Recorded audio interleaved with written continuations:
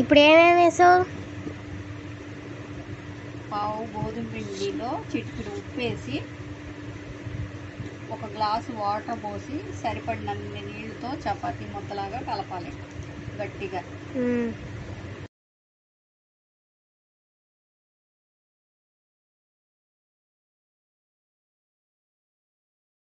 కలిపి పెట్టుకున్న మిశ్రమాన్ని చపాతీలో ఒత్తుకోవాలి. మరి సన్నగా కాదు, అలా అని చెప్పి మరీ పలుచగా కాకుండా మీడియం సైజులో అయితే ఒత్తుకోండి నీట్గా.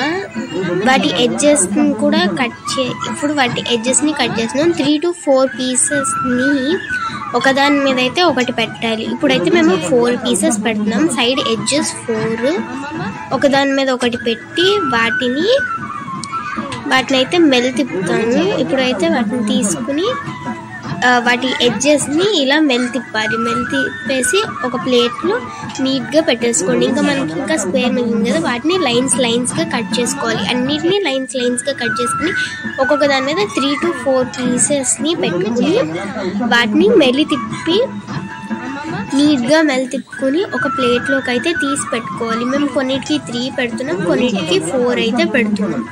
మెల్ తిప్పి ప్లేట్లో అయితే ఇలా పెట్టుకుంటున్నాం. డిజైన్ అయితే ఇలా వచ్చింది. ఇంకా తర్వాత అయితే ఇప్పుడు మనం తీగ పాకం అయితే రెడీ చేసుకోవాలి.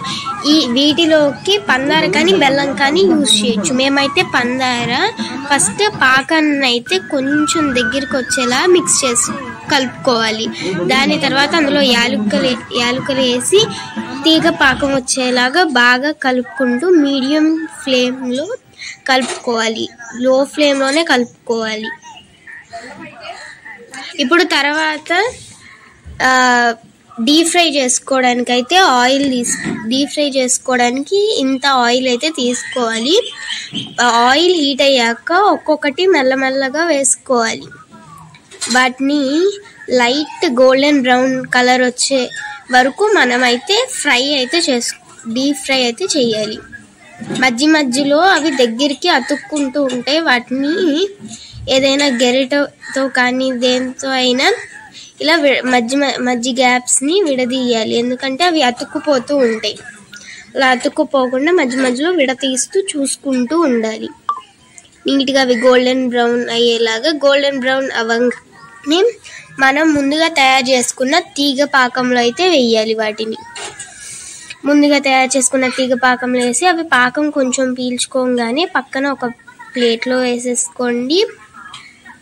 అంతే, మనకి యమ్మీ స్వీట్ అయితే రెడీ అయిపోయింది. చాలా ఈజీగా చేసుకోవచ్చు, చాలా యమ్మీగా కూడా ఉంటుంది. వితిన్ 10 minutesలో అయితే ఇది రెడీ అయిపోతుంది. నాకైతే చాలా అంటే చాలా బాగా నచ్చింది. గోల్డెన్ బ్రౌన్ కలర్లోనే ఫ్రై చేసుకోవాలి, అందుకే ఇంత బాగా కనబడుతున్నాయి. కాకరకాయలు అంటారు, లిల్లీ ఫ్లవర్స్ అంటారు. రెడీ. గోధుమ పిండి తీసుకోవాలి. ఒక గిన్నెలో పోసుకొని చిటికెడు ఉప్పు వేసి ఒక గ్లాసు వాటర్ వేసి కొంచెం పోసుకుంటా కలిపి చపాతీ ముద్దలాగా తయారు చేయాలి. దాన్ని ఒక 5 నిమిషాలు నానబెట్టి పక్కకు పెట్టుకోవాలి. 5 నిమిషాల తర్వాత వాడిని చిన్న ఉండలుగా తీసుకుని చపాతీలాగా చేసుకుని చాకుతో బారుగా కట్ చేసుకోవాలి. కడ్డీలుగా 4-5 కడ్డీలని కలిపి చుట్టాలి. చివర్లో మెల్లి తిప్పాలి. వాటిని ప్లేట్లో పెట్టుకోవాలి. అవన్నీ చేసుకున్న తర్వాత నూనెలో వేసి వేయించాలి. ఓ 1/2 కిలో పంచదార గిన్నెలో పోసుకుని చిటికెడు యాలకుల పౌడర్ వేసుకుని కొంచెం ఒక గిన్నెడు నీళ్లు పోసి అందులో పాకం కరగబెట్టుకోవాలి. తీగ పాకం కన్నా కొంచెం ఎక్కువ వచ్చిన తర్వాత దాన్ని పక్కకు తీసి పెట్టుకోవాలి.